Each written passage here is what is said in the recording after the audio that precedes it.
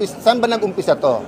Isa lang, kay dating Secretary Leila de Lima, na sa kagustuhan niya ipakita na patas siya, hindi lang kalaban ng Aquino administrasyon ang kinasuhan din si Joel Villanueva kahit na walang pweba, walang ebidensya at kahit mali. Kahit sa confirmation hearing niya, inadmit niya na kulang na ang pirma, ang letterhead, buhay party list. Ang pirma, hindi pirma ni Joel, tinuloy pa rin niya. Diba?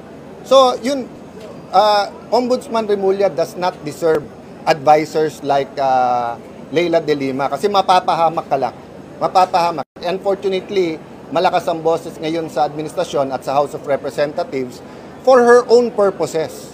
This is not for the people. It's their own politics. Sir, i-release nyo rin po ito bukas since sasanak sa budget ng Ombudsman. I'm waiting what his response after he reviewed this, di ba? There are some debates for me that are worth it. There are some debates na it's just a show, di ba? So sa akin, whether harapin siya o hindi sa budget, it's a matter of what's right or wrong. Assuming he wants to reverse that, may proseso yan.